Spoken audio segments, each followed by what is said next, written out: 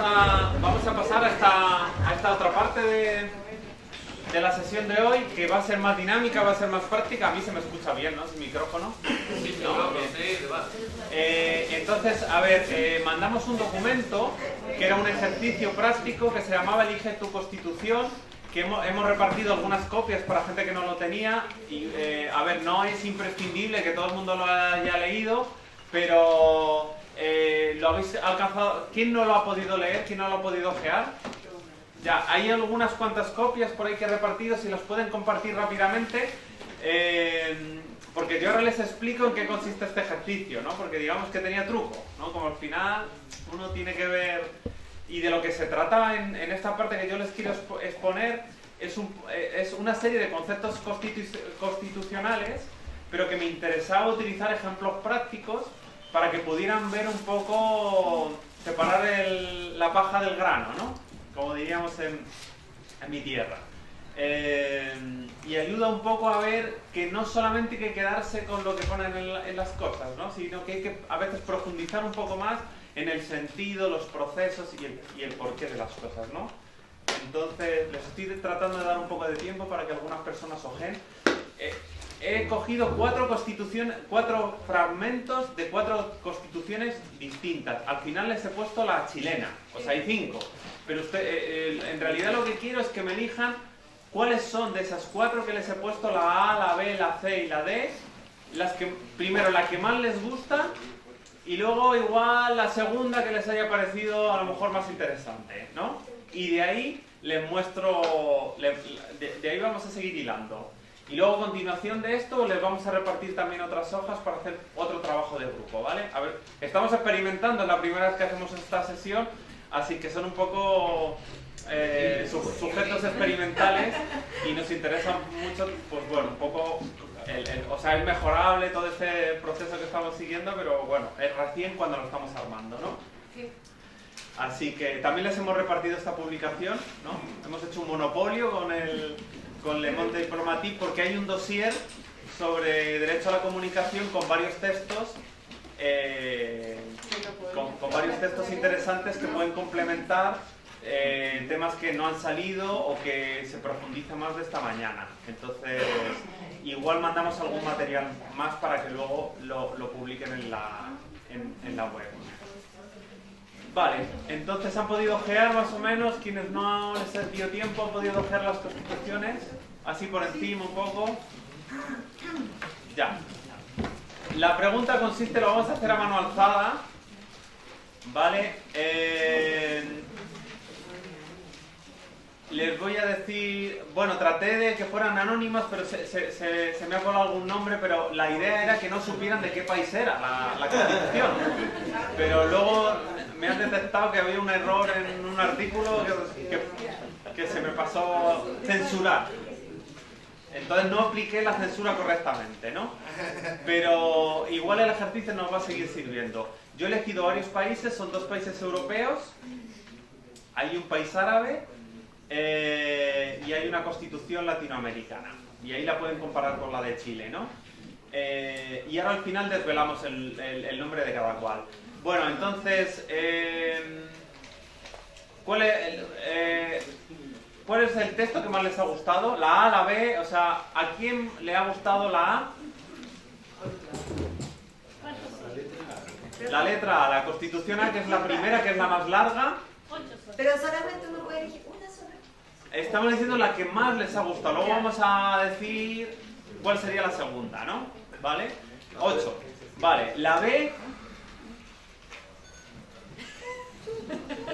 Vale, la C. ¿Y la D?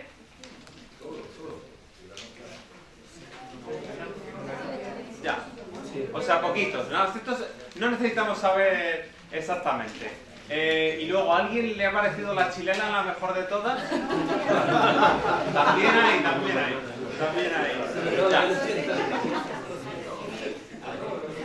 Ya, de quienes les ha gustado la A, ver, brevemente, alguna persona que diga por qué ha elegido la A. Por ejemplo, ¿tú elegiste la A? ¿No? ¿Quién ha elegido la A? Ya. Bueno, sí, tú te hiciste una lectura más... ¿Por qué te ha gustado más la A que el resto? Porque la consideré que era como más justo y por las notas que le puse yo, que casi eran 5 y 4, las demás eran de 3 a 2 y de 4 a 2. Ya. ¿Más opiniones sobre por qué la A? Sí. Sí, me parece que es la más abarcadora en términos de las 5 áreas del derecho a la comunicación y la única que incluye cosas como aspectos más normativos, incluye aparte de libertades, también derechos y garantías, incluye principios normativos para lo que deben hacer los organismos públicos. Quizás se queda un poco corto porque dice el Estado podrá, no el Estado deberá, pero la única que lo incluye, el fomento al pluralismo, por ejemplo, o el acceso a la información. Por lejos incluye más cosas, digamos, pero jamás. ¿Tú también la A? Sí, por el nivel de garantía. Ya. ¿Alguna opinión más? ¿Última opinión sobre la A? ¿Alguien que le haya gustado la A? Libertad de ciudad. Ya. Independencia del Estado sobre la ciudadanía. Ya. La B. ¿Alguien que le haya gustado la B que quiera opinar por qué ha preferido la B con respecto a la A? Porque es simple. Sí, Es simple, va al meollo del asunto. Ya, perfecto. La C. ¿Alguien que haya elegido la C porque le ha gustado la C? A ver, C. ¿Quién votó la C? Oye, ya alguien levantó la mano con la C. Ahora no se echen atrás, no pasa nada. Queremos saber su opinión igual. De eso se trata, esta diversidad de opiniones es importante. Ahora verán por qué es importante. Ya, ¿alguien que haya votado la C? ¿No? Última oportunidad. La D, ¿alguien que le haya gustado la D? La D, ¿por qué te ha gustado la D?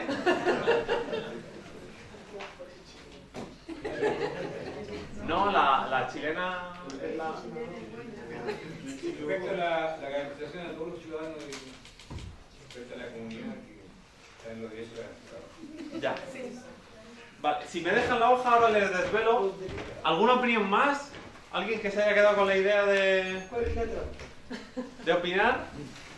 Vale, les voy a decir de qué país es cada una, aunque en algún caso la A, la que más han votado es la de Marruecos, que es la del año 2011, o sea, es reciente, ¿vale? La B, a ver que no me confunda yo. La de Marruecos no es Asamblea Constituyente. Ahora explico eso. No se me adelante con la trampa. Vale, efectivamente la A es la de Marruecos, la B es la de, a ver que no me equivoque yo ahora porque se parecen tanto algunas, la B es la de Uruguay.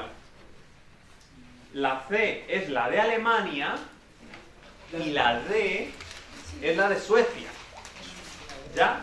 Entonces, claro, si ahora hiciéramos la pregunta, de estos países que les he nombrado, ¿cuál creen que es el que garantiza mejor los derechos y las libertades de comunicación? ¿Quiénes siguen pensando que es la A? O sea, ¿qué piensan? ¿Alemania, Suecia? ¿Quiénes piensan que Alemania, Suecia, Uruguay? ¿Quién está mejor en...? Suecia. Suecia. Uruguay. Bueno, hay diversidad de opiniones. Está bien porque hay datos contradictorios. Podríamos decir los nórdicos. Los nórdicos están súper avanzados. Ya, pero ¿quién está gobernando ahora en Suecia? O sea, ahora está, no sé si el presidente ¿La o... socialdemocracia? No, es que recién ahora hubo un cambio de gobierno y está un partido xenófobo. Ya, entonces, bueno, como que todo esto es cambiante también, porque también un poco siempre ha existido la imagen de que Europa, la cuna del constitucionalismo, pero también hay que ser críticos con el constitucionalismo europeo y también hay que ver que la situación de los países y de las constituciones también es dinámica, porque ese modelo de democracia social europeo ahora también está cuestionado y países muy avanzados en determinados derechos ahora parece como que están dando señales contradictorias, como el caso de Suecia, ¿no? Entonces, digamos que aquí tampoco se puede decir esta es la mejor, esta es la peor, sino que nos sirve como para enfocar trampas, trucos o cuestiones donde hay que profundizar, porque ustedes decían sí, la Constitución que aparentemente mejor garantizaba los derechos y libertades era la marroquí porque era la más extensa y porque era la que más lo explicitaba. Pero resulta que eran los suecos los que posiblemente, con el texto más cortito, los que más garantías tenían, ¿no? Claro, yo aquí les he hecho una primera trampa que es, he manipulado la información. O sea, si esto fuera un cabildo, imagínense, yo vengo como experto, les doy la información sesgada, no le digo qué país es, le doy una información parcial y ustedes van a tomar decisiones en función de una información incompleta, que es lo que ha pasado con la... Yo sabía que iban a elegir mayoritariamente a la marroquí. O sea, por eso la he elegido, porque he dicho, les va a gustar, les va a engañar y me van a decir que es la mejor. Pues no. O sea, y ahora damos unos elementos de cada constitución, ¿no? Javier, perdona, pero tú tienes que ahora conducirnos a conversar, entonces, a llamar la atención respecto de qué otros factores inciden dentro sí, eso voy. O sea, por eso voy con... o el tiempo de rodaje de la Constitución. Exacto. Transformarse en leyes reales. Entonces yo ahora les voy a decir así, como paso por paso, ¿no? Para que vean una serie de datos. Lo primero es esa idea de que yo he hecho una trampa con el ejercicio, ¿no? Ahora les explico la trampa para que se den cuenta de que cuando hay un debate interesa ver diferentes opiniones, diferentes opciones, pero también hay que ser honestos a la hora de cómo les brindo la información, porque si yo les brindo una información incompleta, les puedo conducir como expertos, como un conocimiento y que salga lo que yo quiero que salga. Entonces, ahí lo interesante de que uno no se puede fiar solamente de lo que pone en los papeles, sino que es importante lo que hay detrás del texto marroquí. Nos interesa saber cómo fue aprobada el texto marroquí o el texto sueco, porque hay otros elementos. Y aquí él ha aportado un elemento bien interesante que nos hace reflexionar. Porque él dice, no, me ha gustado, creo que fuiste tú el que dijo, me ha gustado esta constitución porque es simple. Y va al grano. Ya, pero es que nos tenemos que plantear eso. ¿Qué es mejor en una constitución cuando queremos hablar de un derecho? ¿Que ese derecho se especifique mucho y de forma detallada o que se especifique poco pero de una manera contundente? ¿No? Yo no tengo una respuesta, depende de cómo se plantee eso. Pero en principio, yo creo que para la cultura chilena, las prácticas políticas chilenas, tiene que ser una constitución muy detallada. Porque de no ser así, van a salir leyes que van a contrariar el espíritu de la Constitución como existen incluso con la Constitución actual, que asegura algunos derechos mínimos, pero que están absolutamente en contradicción con leyes anteriores o posteriores que violan absolutamente el sentido de lo que está establecido en la Constitución. Para nuestra cultura, lo más detallada posible, creo yo. Bueno, esa puede ser una... Luego vamos a seguir debatiendo con esto. Discúlpenme que luego damos un espacio esto para el debate y las reflexiones. Otro de los elementos es efectivamente eso. Un mismo texto y una misma metodología no va a funcionar igual en un país que en otro. Entonces, una constitución que en un sitio ha generado unas garantías y unas libertades muy buenas, en otro sitio la aplicas y no sirve. Es decir, que al final ahí hay una diversidad de elementos culturales, contextuales, del proceso y de todo tipo. Y acabo de dar otra de las claves de dónde está la diferencia entre estas constituciones o entre varias de ellas. Y es precisamente eso, que cuando uno ve un texto constitucional no solamente se tiene que quedar en el texto de lo que dice, sino que tiene que leer la Constitución entera, interpretar ese texto en función de esa Constitución. Por ejemplo,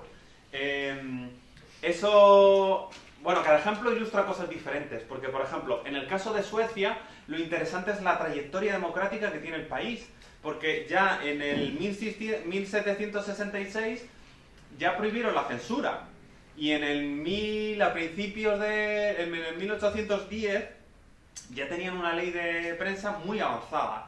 Entonces, claro, lo que ocurre con ese país es que no necesita que sus textos sean muy explícitos porque ya tiene introducida en su propia democracia, en su propia trayectoria como país, esos derechos ya los tiene muy asentados. Por lo tanto, no necesita explicitarlos tan claramente.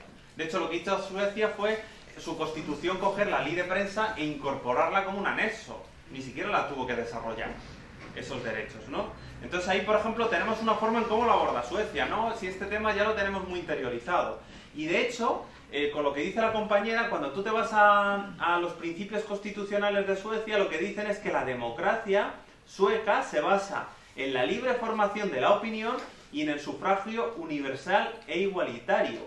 Y se ejerce a través del régimen representativo parlamentario de autonomía municipal. Pero fijaros cómo incorpora la opinión pública y la libre formación de la opinión, en este sentido que les decía antes. Si yo no les doy información, no hay libre opinión. O sea, si yo sesgo, pues como Suecia lo incorpora como un principio fundamental. ¿Eso qué justifica? Que Suecia pueda hacer intervención sobre los medios públicos o privados. Porque eso es un principio constitucional tan fuerte que marca toda la Constitución que aunque en su ley de prensa no diga que puede haber intervención del Estado, se interpreta que puede haberla porque hay un bien jurídico tan fundamental como la libre formación de la opinión que lo pone junto al sufragio, junto con el sistema electoral. O sea, fijaros qué nivel de compensación, donde pone los derechos de la comunicación, el peso que puede tener en Suecia es muy diferente al de otro país, simplemente por esa mención. Bueno, con otros ejemplos, por ejemplo, si vamos a la de Alemania o a la española, tanto la alemana como la española se declaran como un Estado democrático y social. Entonces ya eso funciona como una cláusula constitucional que ya define que cualquier derecho está vinculado con esa cláusula social. Entonces, claro, cuando vamos por ejemplo, a la cuestión de la propiedad privada, nos encontramos que tanto Alemania como, por ejemplo, la alemana garantiza el derecho a la propiedad, pero dice su contenido y sus límites serán determinados por leyes. Su uso debe servir al mismo tiempo al bien común. Es decir, que ya están aplicando esa cláusula social y esa función social del suelo. España también lo hace, ¿no? O, por ejemplo, Alemania dice en su artículo 1 que la dignidad humana, los derechos humanos inviolables e inalienables, como fundamento de toda comunidad humana. Algo que la chilena no incluye. Entonces, ya esa mención a los derechos humanos ya te está dando una dimensionalidad a todas las constituciones, ¿no? Por ejemplo, en el caso de España se reconoce la libertad de empresa y la libertad de expresión, pero la libertad de expresión tiene una garantía mucho mayor como derecho fundamental y la libertad de empresa no está catalogada como libertad fundamental. Con lo cual, a la hora de esa balanza que explicaba Miguel, ahí tiene mucho más peso la balanza sobre la libertad de expresión, ¿no? Por lo tanto, eso permite que el Estado regule de una manera más detallada los medios de comunicación. Esto también, si lo llevamos al extremo, tiene otro problema, que es que tú puedes generar que solo haya un monopolio público y que los privados no puedan... O sea, que en Europa la problemática ha sido un exceso de los públicos y en Chile ha sido un exceso de los privados. Es decir, que también tenemos que ver que si viramos hacia otra constitución o hacia otros textos, podemos resolver un problema y generar uno nuevo, ¿no? Y en España, por ejemplo, también, en el caso de la propiedad privada, se le reconoce una función social. Y eso, pues, por ejemplo, permite o facilita que un privado no pueda hacer lo que quiera con su derecho a la propiedad. Luego abrimos un turno. Las conclusiones que les quiero dar, así como, aunque algunas ya las han avanzado, con esto de las constituciones, es enfocar en el tema de la tradición democrática. Es importante la tradición democrática que tiene un país. En función de eso, le puede permitir que el instrumento constitucional sea de una manera o de otra, ¿no?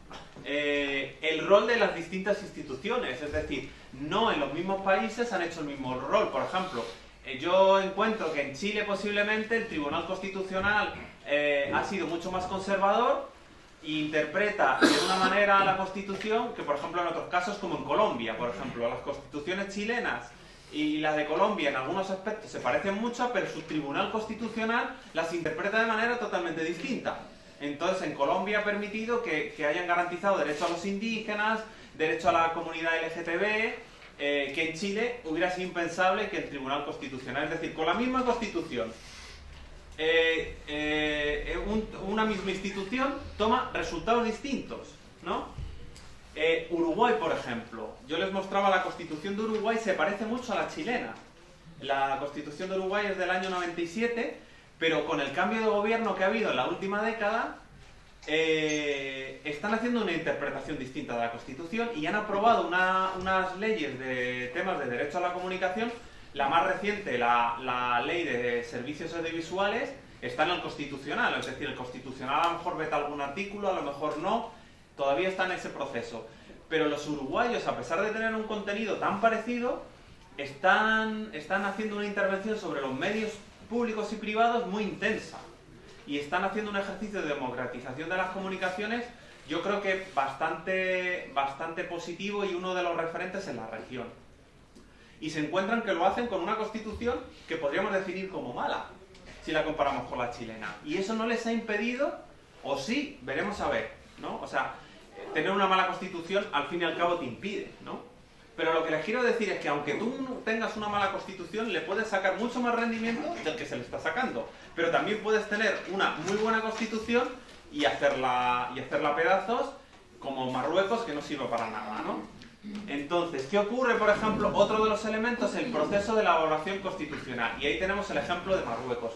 Marruecos es una constitución otorgada, que realiza un grupo de expertos con una participación de los parlamentarios que es limitada, porque de hecho participan organizaciones sociales, o sea, participó todo el mundo, la gente pudo ir, o sea, muchas organizaciones sociales, no todas, y los partidos políticos pudieron ir a exponer a la comisión, pero no tenían una capacidad de elección, eran simplemente consultados.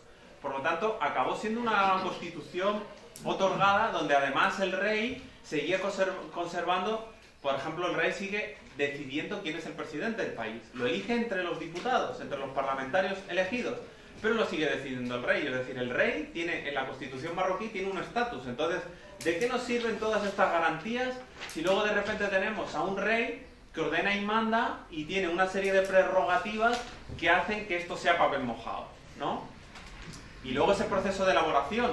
Si es una constitución otorgada, como en el caso marroquí, ¿qué garantías nos da una constitución otorgada? Bueno, acá no les tengo que hablar mucho de los problemas de una constitución otorgada porque lo han sufrido claramente. Esos elementos que les he comentado no tienen nada que ver con el contenido de la Constitución, es decir, sin entrar al contenido de la Constitución ya hay una serie de elementos que son fundamentales, que ya nos están marcando cómo se va a ejercer esa Constitución y qué efectos puede tener o no. Ya en cuanto al propio contenido de la Constitución, lo que he reseñado son elementos fundamentales, la definición y el modelo de Estado. En el caso europeo ha sido clave la definición como Estado democrático y de derecho. No es la única, se pueden optar por otras cláusulas, ¿no? Pero son cláusulas fundamentales a la hora de definir. La Constitución chilena y otras omiten. Si analizamos desde el constitucionalismo clásico, desde la doctrina más académica, podríamos definir que la Constitución chilena es una constitución liberal, pero una constitución liberal del siglo XIX, diría yo. O sea, que se ha quedado en los discursos de la doctrina del siglo XIX, ¿no? Con lo cual, pues en realidad no está ni siquiera pensada para los actual tiempo.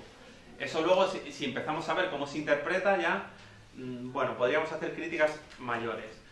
Luego hay una serie de principios que suelen ser fundamentales, cómo se recogen en la Constitución, los principios de igualdad y pluralismo, por ejemplo. En el caso de España son principios claros. Por ejemplo, en el caso español se recoge tanto la igualdad formal como la igualdad material. Eso es clave, porque si tú solo recoges la igualdad formal, sí, que todos nos tratemos iguales, ya, pero si somos desiguales, ¿cómo nos vamos a tratar iguales? ¿Vamos a tratar igual a Lutzi que a una empleada de hogar? O sea, no son objetos equiparables. Entonces es fundamental ese concepto de igualdad, tanto formal como material, y que haya garantías contra la no discriminación. El principio de pluralismo, que el pluralismo no sea solo un pluralismo de partidos políticos, que sea un pluralismo social y político. Las cláusulas sociales que les planteaba, la función social de la propiedad. Luego la cuestión de los límites y las garantías, sí que es fundamental que queden mínimamente claros cuáles son esos límites, o sea, cuál es el margen. O sea, tú puedes coger un derecho y enumerar todas las garantías y todos los límites, o puedes dejar muy claro en la Constitución cuáles son los límites a los límites. Es decir, ya, no voy a decir cuál es el límite a la libertad de expresión, pero sí por lo menos la Constitución deja claro cuál es el mecanismo para elaborar los límites. Entonces lo que está pasando, por ejemplo, eso lo están haciendo, creo yo, bastante bien los organismos internacionales como el Tribunal de Derechos Humanos de Estrasburgo, como la OEA, con el tribunal que hay del Convenio Interamericano de Derechos Humanos, porque lo que hacen es explicar muy bien cuál es el proceso a la hora de limitar los derechos. ¿no? Y dicen, los derechos se tienen que limitar por ley, que tiene que ser clara, pero además los límites no pueden ser absolutos, es decir, una ley no puede limitar los derechos así como así, sino que tiene que cumplir una serie de requisitos, principios de proporcionalidad, es decir, que pone como una regla más o menos clara, ¿no? Y luego, bueno, hay otra serie de elementos fundamentales, como la estructura de los poderes, que no haya determinadas prerrogativas y privilegios, como puede pasar aquí con los estamentos militares, que al final eluden un montón de garantías constitucionales porque les han dado un rol especial.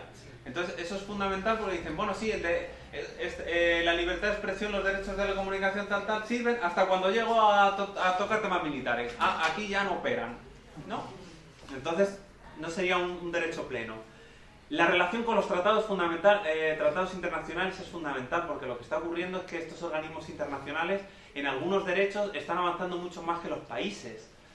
Entonces, ahí es clave cómo las constituciones recogen esto, porque lo que hacen algunos países, como hizo Chile, es resistir, o sea, firman tratados, pero luego no quieren cumplirlos.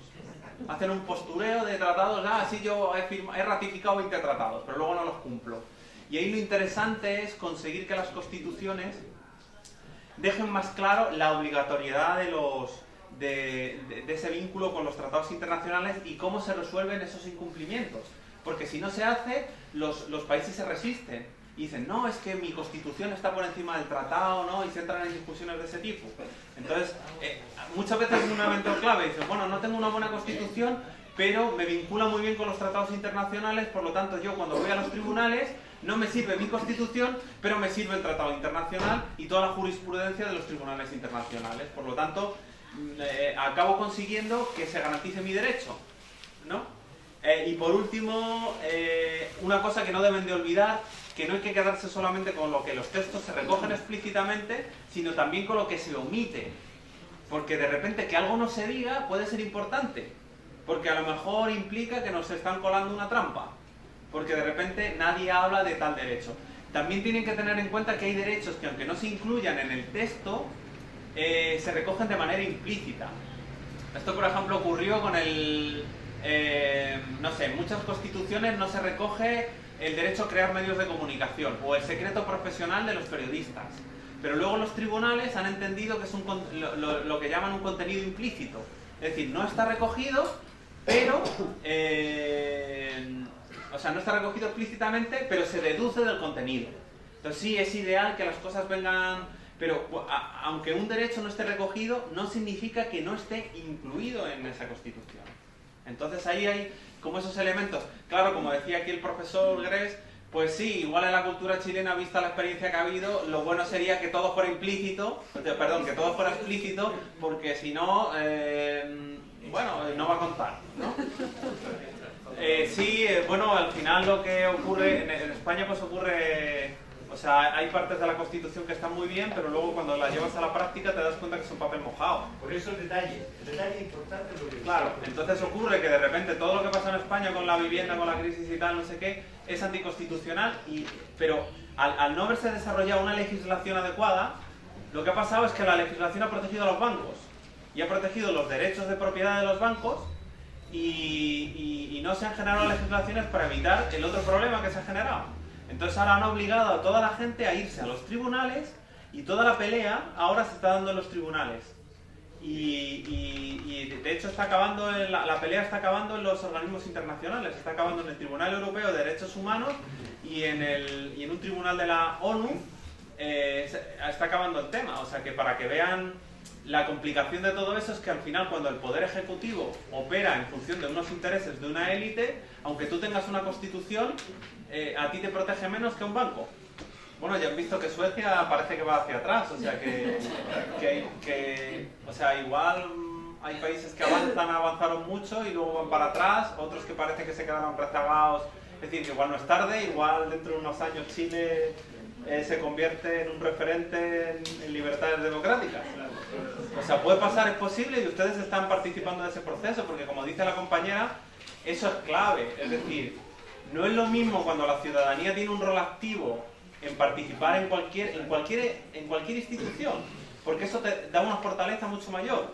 Es decir, si yo he participado activamente en la elaboración de una constitución, sea mejor o peor ese texto final, Si luego se incumple, la posición que voy a tener yo y que van a tener otros sujetos va a ser totalmente distinta. Si la Constitución la ha aprobado un grupo de expertos, si luego lo cumplen o no, igual me perjudica, me parece bien, pero si la he hecho yo y he participado de ese proceso, la ciudadanía va a exigir su cumplimiento. Que es, por ejemplo, un ejemplo que yo veo muy interesante con la ley de medios audiovisuales en Argentina.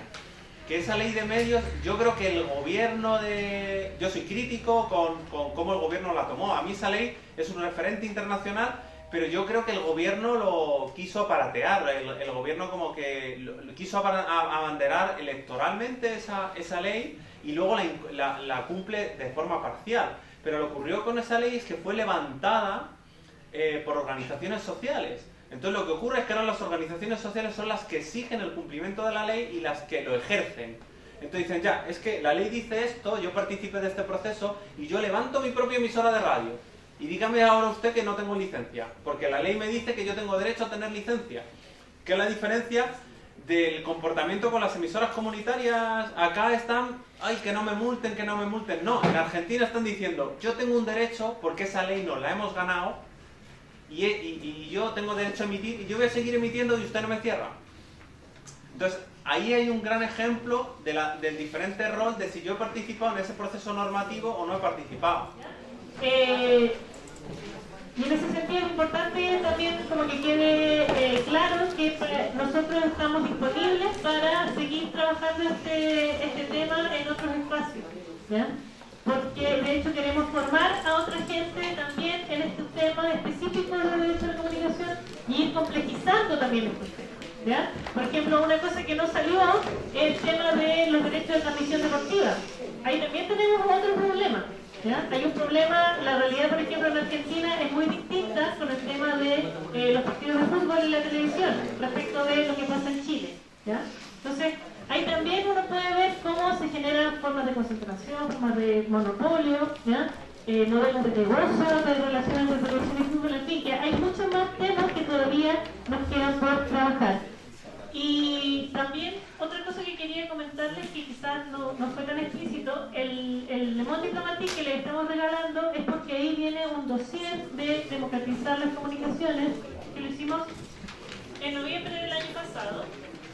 Y dentro de ese dossier viene un decálogo de políticas de comunicación también, ¿ya? Y eso responde un poco, digamos, en términos de contenido, la pregunta que hacía el compañero sobre cómo priorizar. Hay una propuesta de qué temas debieran incorporarse. Sin embargo, también yo a eso añadiría lo que señaló Javier, en el sentido de que hay una serie de garantías constitucionales que son un poco más amplias, que no tienen que ver estrictamente con comunicación, pero que sí ayudarían mucho a resolver los temas de comunicaciones y que tienen que ver con lo que señaló Javier, de cómo se define el Estado, cómo se define el tipo de igualdad, cómo se define la jerarquía que tienen los tratados internacionales dentro de la Constitución. Todos esos son temas que van a permitir que se desarrolle en términos de legislación sobre comunicación sea más o menos garantista, ¿ya? Entonces eso también es importante, digamos, como parte de los aprendizajes de esta sesión de hoy, ¿ya? No sé si Javier y Miguel quieren decir algo más, ¿no? Bien, entonces damos por cerrada la jornada, esperamos que hayan aprendido mucho y nuestra participación